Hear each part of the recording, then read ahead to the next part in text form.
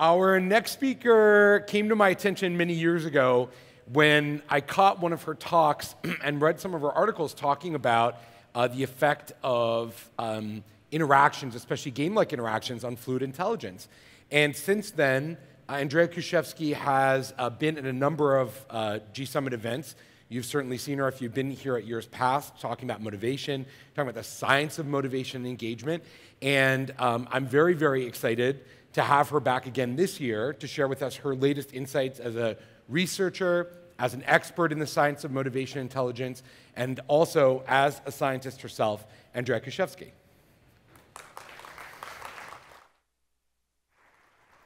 Where's that clicker? I think it's up here, or you can just control it right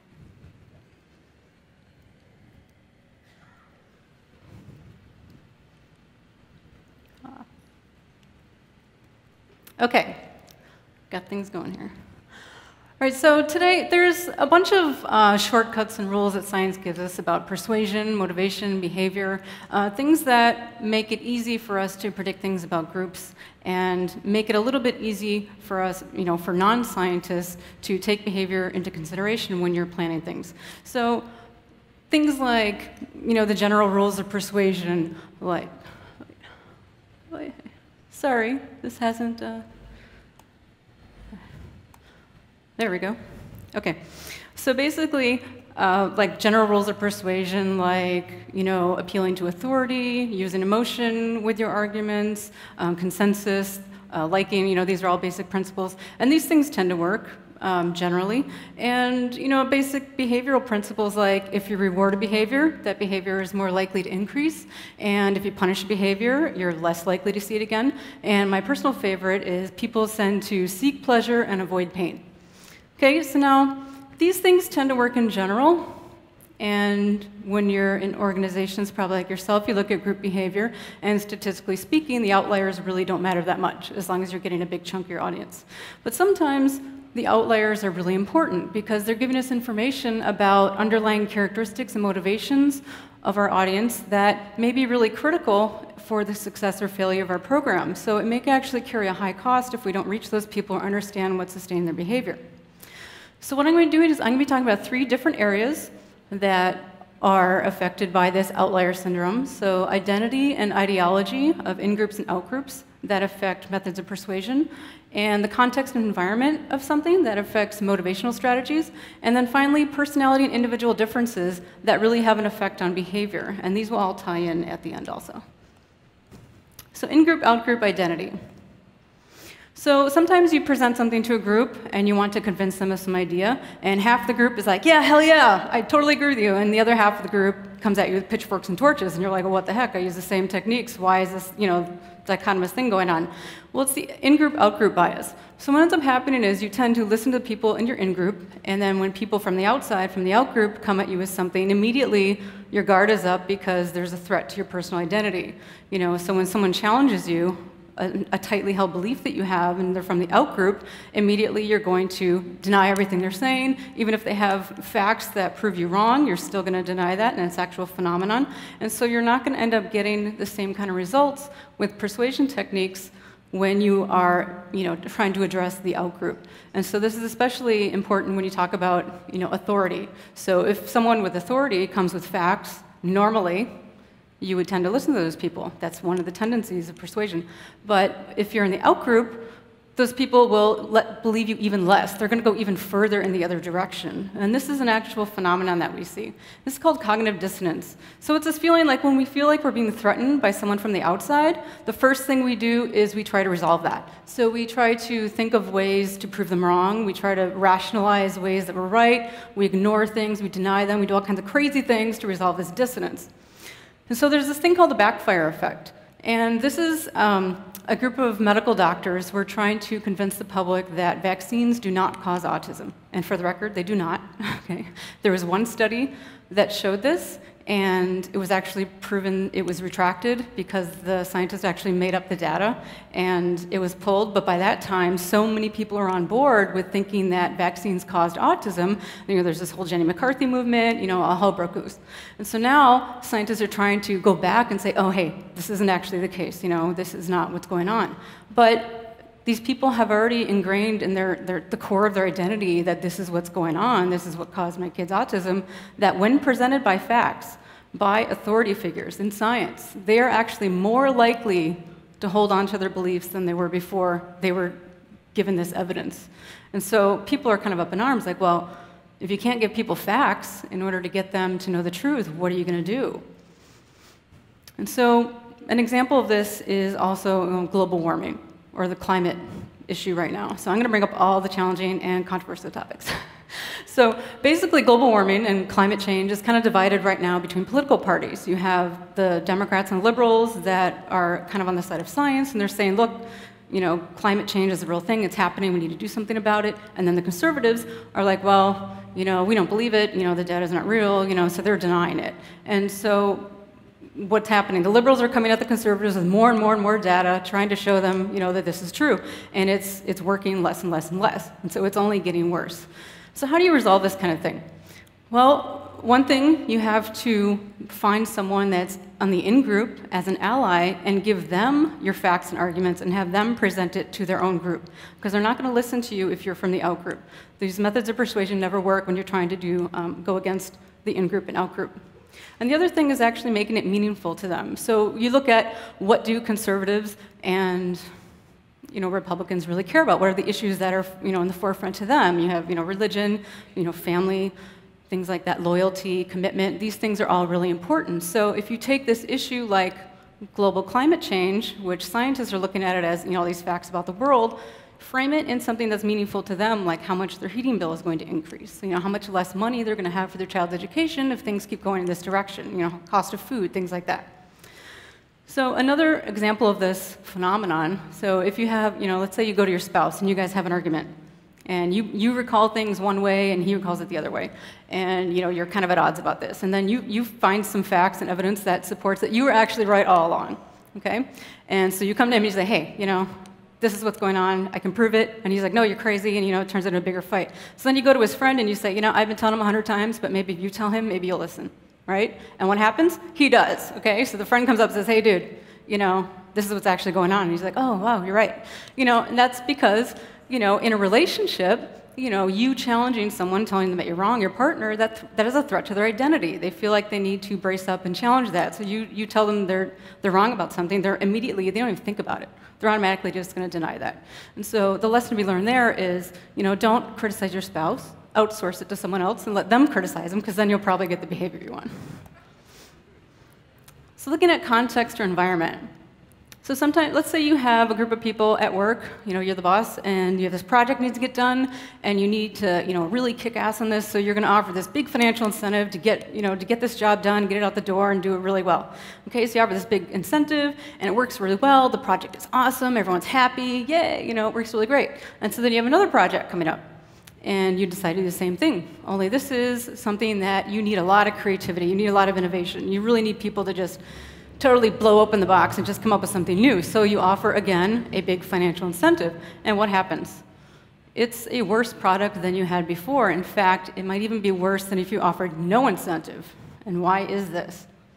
So there's two kinds of motivation, which I'm sure most of you have already heard about right now. Intrinsic, which is internal, it's always there. It's like what drives you to do something difficult because you get fulfillment, it gives you a sense of purpose, you like doing well with things, and it's just intrinsically just self-motivating. And then extrinsic comes from the outside, and that's something like rewards, grades, even, threats of punishment is considered extrinsic, not really a reward, but a motivation. And so extrinsic is short-term solution, and intrinsic is long-lasting. So that sustains itself over time. So if you're going to offer, a general rule is if you're going to offer an extrinsic reward, you should always eventually have the goal to move to intrinsic at some point. Because you can't always be just like delivering cookies to people, You have to get them to sustain a behavior even when they're not getting rewarded for it. That's how the world works. So one example of this is with creativity. So when you offer financial incentives for a creative project, you're actually going to get worse results than if you didn't offer anything. And so scientists actually studied this, and it's an actual phenomenon. And so they gave a group of people, one group, a financial reward for coming up with creative ideas on a project, and then they gave the other group, they offered no reward, and they just said, do your best job. And they found that the people that got no reward outperformed the other group every time. And this is because when you're so focused on the financial incentive, when you're so focused on that external reward, getting it, you're actually spending less time thinking about just how internally rewarding that activity really is. You have less cognitive energy spent on the creative process, and you're just not enjoying it as much as you would otherwise. So knowing that financial incentives actually reduce creative output, and I hope everyone understands that, okay? Because this is a really big issue in business, huge issue. And extrinsic rewards, when you offer them to something that is naturally intrinsically rewarding, you are actually reducing the intrinsic value of that thing.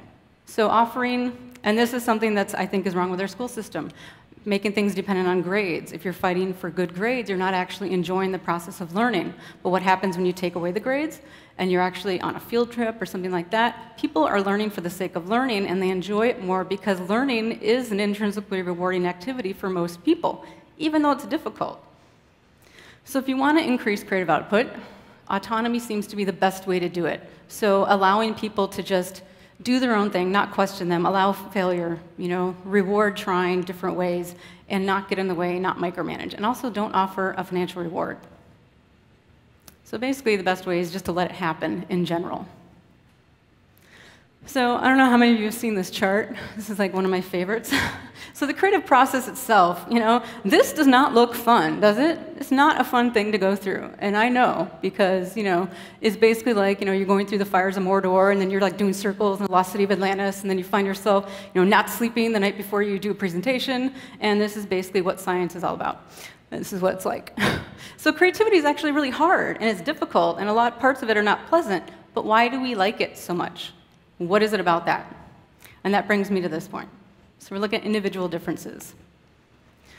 So people tend to seek pleasure and avoid pain. So this is where I have a personal story of my own.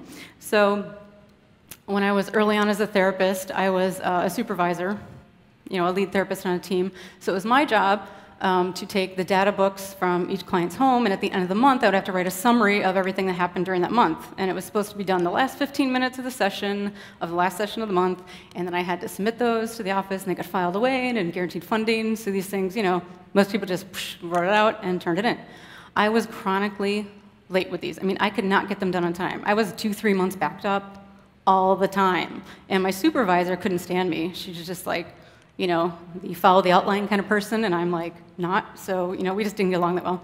And so she went to my boss, and she wanted me to get fired. She wanted me, she's like, she's not turning anything in, the paperwork, it's messing everything up. And so my boss actually loved me because he got me. And he's like, he pulls me in his office, he's like, dude, really, dude, we need this paperwork done. What's going on here? And I'm like, I know, I get caught up with therapy, and then I don't want to stop, and then, I don't feel like I have enough time to do it. I really want to, put a good effort into this, but I can't get it done in 15 minutes, and so then I put it off, and, negative vortex, right?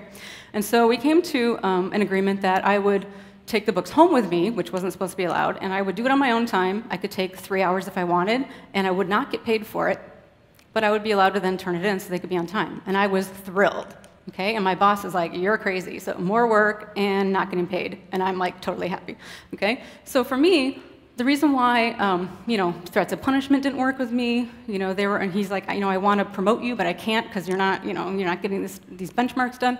For me, it was more important that I did a good job. It was more important for me to grow as a therapist. It was more important that I looked at every piece of data that there was and drew the right conclusions. And so it was intrinsically rewarding for me to do good at my work. And even to this day, I cannot turn something in that I feel like is subpar because that's how important it is to me. So that's when we talk about meaning versus happiness. So when you're looking at individual differences, you have all these groups and you're doing all these different things, and no matter what you do, you always have that one guy that's like, yo, yeah, this ain't working out for me. And punishment doesn't work, incentives don't work, nothing works, and I'm the little red guy, so I'm constantly in every situation. And so what the heck's going on here? And so there's two brain systems. You have the behavioral inhibition system and the behavioral activation system, and these are systems that are activated when you're faced with stimulus. So you have the BIS system is activated by threat and avoidance motivation. So if you're confronted with something and you want to avoid it, the BIS system is activated, and that's sensitive to punishment, okay? So you have a punishment coming up, and bam, that's the system that's activated. Now, the BAS system is activation, and that's approach. So this is something that's going to bring you closer to something. So if you think about what is going to make someone come towards me and do the things that I want, that is a brain system that needs to be activated. Now, everyone has both of these, and everyone uses both of them, but some people have a higher preference for one or the other, just based on their personality. Some people are overactive on one system, which may, the BIS, maybe they're more anxious because, they're more sensitive to punishment and things like that. And the behavioral activation system, those people that have an overactive BAS, maybe they're compulsive, you see conduct disorders, ADHD, some instances sociopathy, because they approach things and they're like, to hell with everything else, they don't care about punishment. So the avoidance, you're avoiding negative events. And so when this is activated, the person experiences fear, anxiety, boredom, all these negative kinds of emotions. And when the BAS system is activated, it's what wants you to pursue things and achieve goals. It's like happy, you're elated, you have hope, you just want to do things and you're trucking along, and dopamine is involved in that system.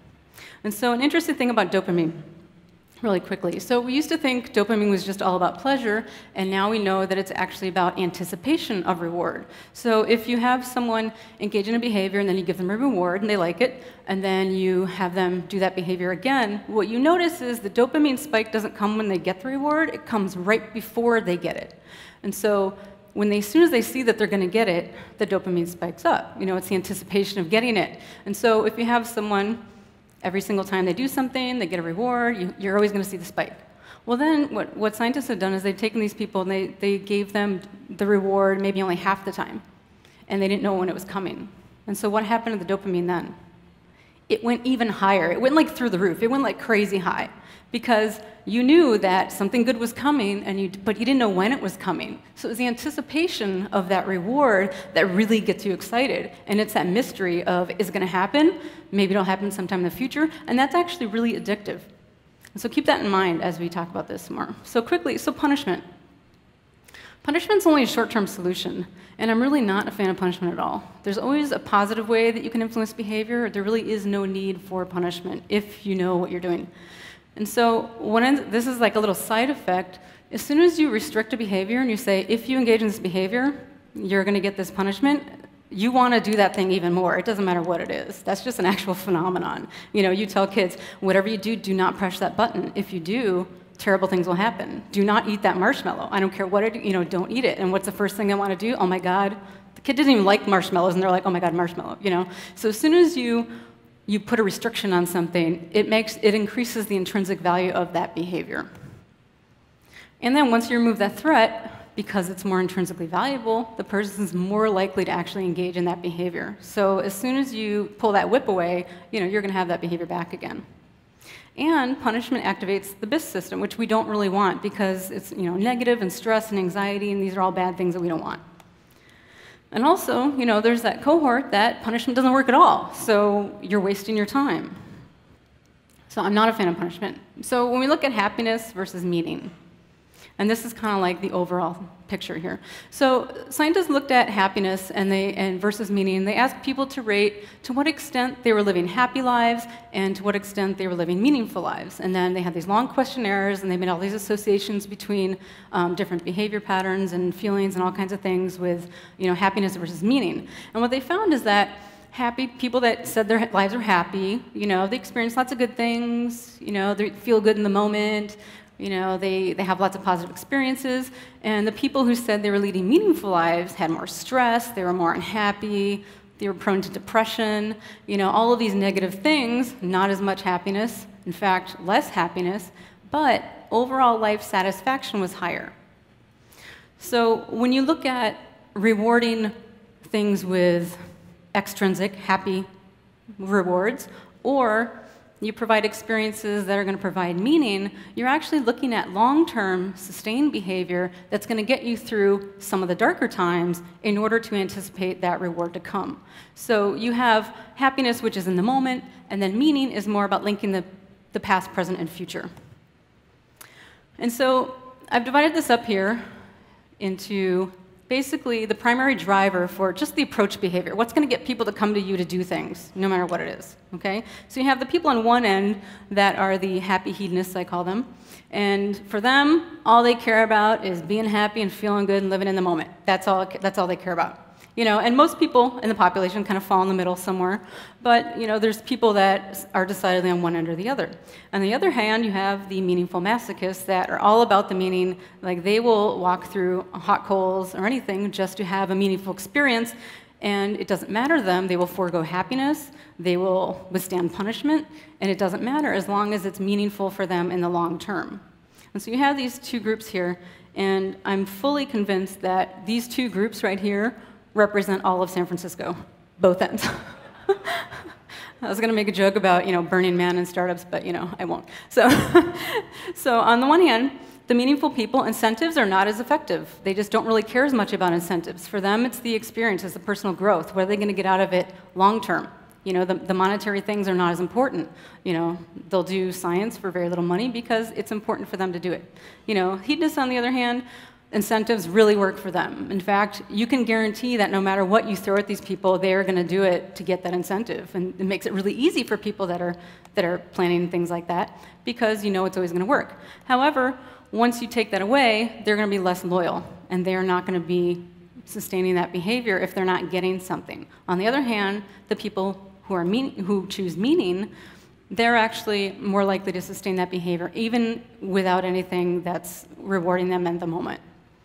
So when you look at things that tie in, like the first group, so like the in-group, out-group behavior, and incentivizing creativity, and then you know how to get people to behave in ways when they're not responding to anything, the thing that ties them all together is meaning. So if you create a meaningful experience, you can bypass all of these things that are breaking these rules. You can bypass all of the things that don't work because people will tend to respond to meaning, even if they're one of the hedonists. You know, I have faith that there is something in the world that is meaningful to them. I'm sure it's there. And so if you find yourself where you cannot find anything that is motivating to a group of people or an individual, and maybe they're really important, then what you can do is search for something that's meaningful to them. So the only way to guarantee long-term sustainable behavior change is to make people want to change their behavior.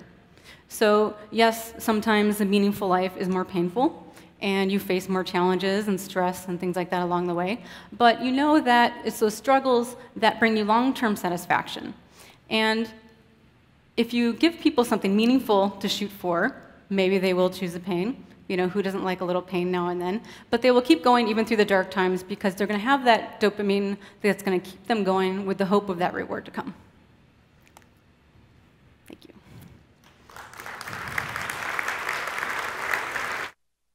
Thank you, my dear.